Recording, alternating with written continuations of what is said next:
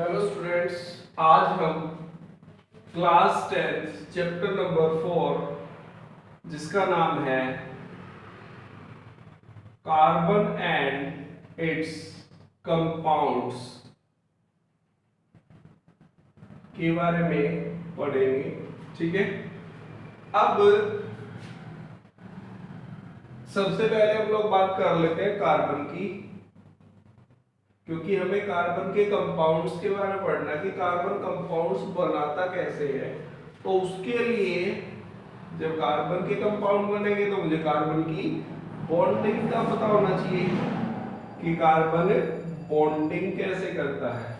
ठीक है, तो कार्बन की बॉन्डिंग का पता लगाने के लिए सबसे पहले हम लोग बात करते हैं कार्बन की बॉन्डिंग की। तो कार्बन का एटॉमिक नंबर 6, फर्स्ट शेल में 2 इलेक्ट्रॉन और सेकंड शेल में 4 इलेक्ट्रॉन। क्लियर? तो यहां पे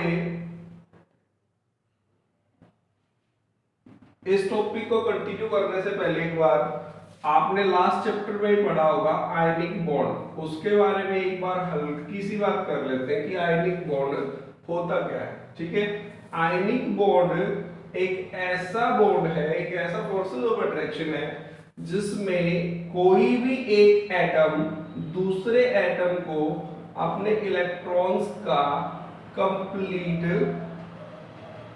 ट्रांसफर करता है, और उसके बाद दोनों के बीच में फोर्सेस ऑफ अट्रैक्शन डेवलप हो जाता है और उस फोर्सेस ऑफ अट्रैक्शन को हम लोग बोलते हैं आयनिक बॉन्ड। एग्जांपल के लिए बात कर लेते हैं, sodium atomic number 11, chlorine atomic number 17। तो यहाँ पे कॉन्फ़िगरेशन 2 8 1 और क्लोरीन 2 8 और 7।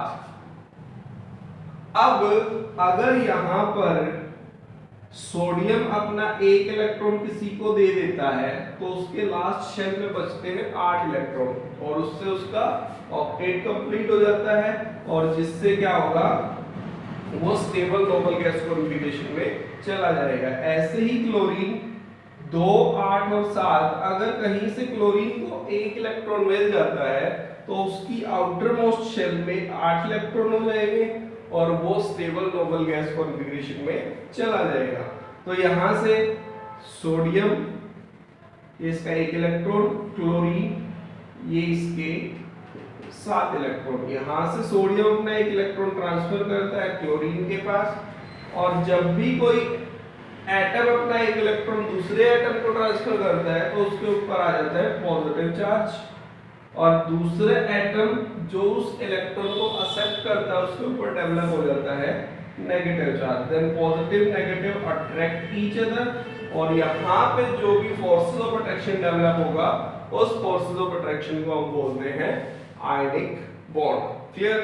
अब यहाँ पे हम बात करेंगे कार्बन की, क्योंकि कार्बन के कंपाउंड बनाने हैं। तो कार्बन के कंपाउंड बनाने, तो कार्बन को जुड़ने के लिए क्या कंडीशन चाहिए, वो सारी कंडीशन में बात करेंगे, तभी तो वो कंपाउंड बना पाएगा। तो कार्बन की बॉन्डिंग देख लेते हैं। कार्बन इसके पास है 4 इलेक्ट्रॉन, तो अब इसके पास स्टेबल नोबल गैस कॉन्फ़िगरेशन में जाने के लिए 2 कंडीशन है। या तो ये अपने 4 इलेक्ट्रॉन किसी को दे दे तो आउटर मोस्ट शेल में 2 इलेक्ट्रॉन बच जाएंगे और इसका डुप्लेट क्या हो जाएगा, कंप्लीट हो जाएगा।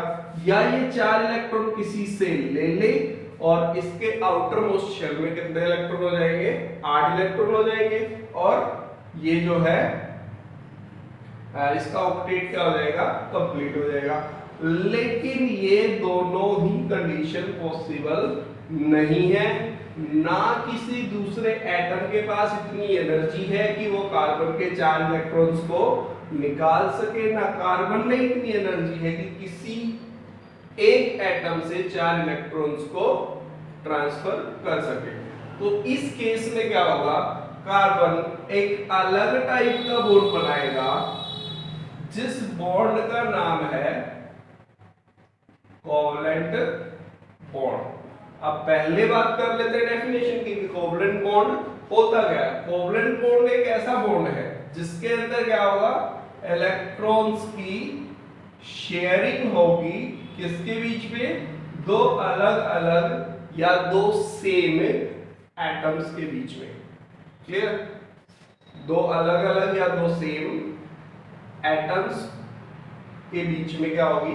शेयरिंग होगी। जैसे बात कर लेते हैं, सबसे पहले हाइड्रोजन की बात कर लेते हैं। एक इलेक्ट्रॉन इसके आउटर मोस्ट शेल में है, एक इलेक्ट्रॉन दूसरे के में। तो यहाँ पे हाइड्रोजन ने हाइड्रोजन ने सेकंड का शेयर कर लिया, सेकंड हाइड्रोजन ने फर्स्ट का शेयर कर लिया। तो इनके बीच में फोर्सेस ऑफ अट्रैक्शन डेवलप हो गया। इसको क्या बोलते हैं हम? Covalent bond. क्लियर? दूसरा बात कर लेते हैं ऑक्सीजन की। इसके पास आउटर मोस्ट शेल में 6 इलेक्ट्रॉन, दूसरे के पास भी आउटर मोस्ट शेल में 6 इलेक्ट्रॉन। तो यहाँ पे फर्स्ट वाले ने सेकंड वाले के 2 इलेक्ट्रॉन्स को शेयर कर लिया, इसके 8 कंप्लीट हो गए, ऑक्टेट कंप्लीट। दूसरे वाले ने पहले वाले के 2 को शेयर कर लिया, इसके भी 8 कंप्लीट, तो इसका भी ऑक्टेट कंप्लीट। क्लियर? अब यहाँ पे अगर बात करते हैं नाइट्रोजन की, तो नाइट्रोजन का एटॉमिक नंबर 7, तो फर्स्ट शेल में 2 और सेकंड शेल में 5, तो ये 5 हो गए इसके पास भी क्या हो गए? 5 हो गए। तो ये फर्स्ट वाला नाइट्रोजन दूसरे वाले नाइट्रोजन के 3 इलेक्ट्रॉन्स को शेयर करेगा, ऑक्टेट कंप्लीट, 8 इलेक्ट्रॉन हो गए। दूसरे वाला नाइट्रोजन पहले वाले नाइट्रोजन को इलेक्ट्रॉन्स को शेयर करेगा, इसके भी 8 इलेक्ट्रॉन हो गए। अब दोनों को क्या कंप्लीट हो गया? ऑक्टेट कंप्लीट हो गया। तो इस टाइप के बॉन्ड को बोलते हैं हम कोवलेंट बॉन्ड। अब तीनों में डिफरेंस क्या है? जहां पे एक एक इलेक्ट्रॉन की शेयरिंग होती है उसको हम क्या बोलते हैं? Single covalent bond. और जहां पे 2-2 इलेक्ट्रॉन की शेयरिंग होती है उसको बोलते हैं डबल कोवलेंट बॉन्ड।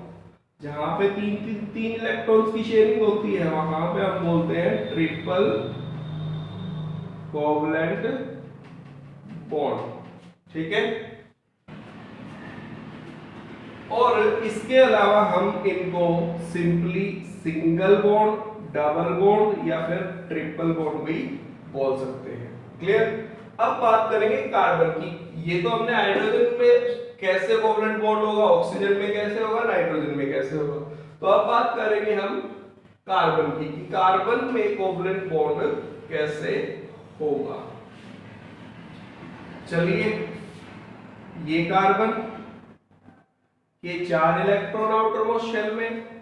अब इसको ऐसे ही एटम की जरूरत है जिसको इसके साथ इलेक्ट्रॉन्स को शेयर करना है। फॉर एग्जांपल हाइड्रोजन भी शेयर करता है, तो यहाँ पे एक हाइड्रोजन यहाँ, एक यहाँ, एक यहाँ, एक यहाँ, तो ये हाइड्रोजन के 2 कंप्लीट, क्योंकि हाइड्रोजन ने कार्बन का 1 शेयर किया है, तो कार्बन भी हाइड्रोजन का 1 शेयर करेगा। तो यहाँ से ये शेयरिंग कार्बन की होगी चारों तरफ से। अब कार्बन के कितने हो गए? 1 2 3 4 5 6 7 और 8। कार्बन के 8 हो गए, हाइड्रोजन के 2 हो गए। तो इस टाइप का ये जो बॉन्ड बना है, यहाँ पे कार्बन ने 4 सिंगल कोवलेंट बॉन्ड बनाए हैं और ये मेरा एक कंपाउंड बन गया कार्बन का। That carbon compound is known as methane, CH4। तो इस टाइप से हमारा कार्बन जो है वो कंपाउंड से बनाता है। ठीक है? तो अब बात कर लेते हैं कोवलेंट बॉन्ड की प्रॉपर्टीज के बारे में कि कोवलेंट बॉन्डेड जो कंपाउंड्स होते हैं उनकी प्रॉपर्टीज कैसी होती है। इससे पहले चैप्टर में हमने पढ़ा था कि आयनिक बॉन्ड के जो कंपाउंड होते हैं वो कैसे होते हैं, उनका मेल्टिंग पॉइंट क्या होगा? हाई होगा। बॉइलिंग पॉइंट क्या होगा? हाई होगा। इलेक्ट्रिसिटी के क्या होंगे? गुड कंडक्टर्स होंगे। अब कोवलेंट बॉन्डेड जो कंपाउंड्स हैं उनकी जो प्रॉपर्टीज हैं वो आयनिक बॉन्ड वाले कंपाउंड की प्रॉपर्टीज के बिल्कुल अपोजिट है। इनका मेल्टिंग पॉइंट क्या होगा? लो होगा। बॉइलिंग पॉइंट भी क्या होगा? लो होगा। और ये इलेक्ट्रिसिटी के क्या होंगे? Poor conductor. क्लियर? उम्मीद करते हैं कि आपको चैप्टर नंबर 4 समझने में इस वीडियो से काफी हेल्प मिलेगी। आज के लेक्चर में बस इतना ही। इससे आगे चैप्टर को कंटिन्यू करेंगे नेक्स्ट लेक्चर में। Thank you.